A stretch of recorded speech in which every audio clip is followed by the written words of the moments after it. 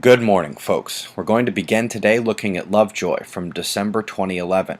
Came up and around the backside of the sun, re-brightened after perihelion, and watching a CME goodbye from the sun. When we pull up the C3 frames from ISON, we see similarly a brightness cutoff around perihelion, a re-brightening afterwards, and a CME goodbye. These are unlike the dying sun divers that can induce flaring beforehand or upon impact. It does indeed also appear that ISON is already re-fading, suggesting it's a shadow of its former self. The CME fired at ISON was done so in line of sight only. The CME went off the backside and likely did not affect the comet at all. Quickly kicking to the RSOE. Red tide causing some issues in southern Florida. Happens occasionally, but this is a severe and longer lasting event. China is less than 48 hours from launching their lunar probe.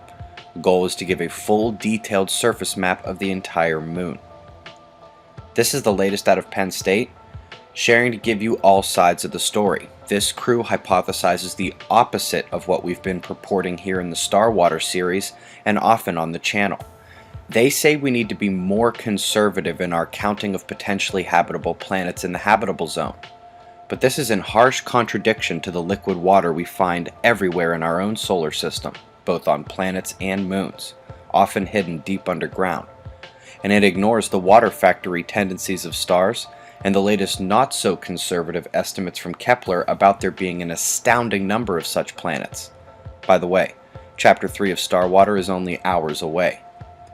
Coming to Australia, where a blocking high-pressure cell is dominant, funneling moisture around it and ending up colliding again at New Zealand. In Europe, the focus switches to a growing low-pressure connection between north and south cells that dips the air down from the cooler northern regions. In the Americas, we'll need both high and low pressure to explain the temperature delta. A counterclockwise low is reinforced on the eastern right side where it touches the left western edge of a clockwise spinning high-pressure cell, both pulling north in the middle, yanking the heat straight north along that narrow pressure convergence. How narrow? Enough that the areas on both sides will still be cold enough for significant snowfall. Precip over Africa on the measurement mission, got some more in the hail zones. Brazil and the surrounding areas continue to see isolated downpours. I'd check their flood risks. And as you look at Asia, there is a relatively new animation sequence available. It's for Japan specifically. Remember that the measurement mission is a NASA and JAXA cooperation, so it's not entirely surprising. It's immediately the most detailed views we get. GOES is showing solar flaring continuing to hit the floor. The sunspots look ready to rock, and if I hadn't been watching a solar magnetic shutdown for 2 years, I'd be incredulous of their quiet. Closer examination reveals large umbras with separated magnetics, not a single delta spot to my eyes. Dopplergram shows the intense power associated in the confined regions. Solar wind shock continuing until a bit ago, with speed and density on a rising stride until this morning.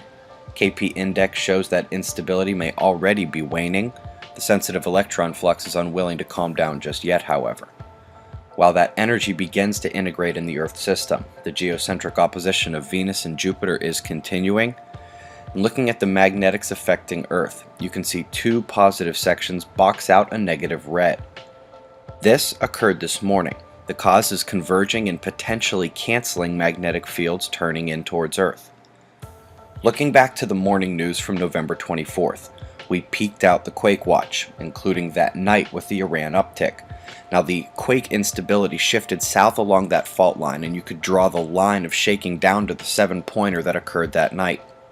Now after the watch lasted another day, we dropped the danger slightly on the 26th, down below 50% uptick likelihood on the 27th. Lack of factors, ISON, and Thanksgiving kept me from doing a Thursday watch score, and last night we dropped the watch even more. Since that 7-pointer, there hasn't even been a 6, but now an equatorial coronal hole is turning in towards Earth. It is not well represented on the magnetic models we can pull from ISWA and GONG, as often happens when these crest the limb. Today we should get some better data, and the Quake Watch score will begin to slowly rise once more. Eyes open. No fear, it's 6:35 a.m. Eastern Time, and that's the news. Be safe, everyone.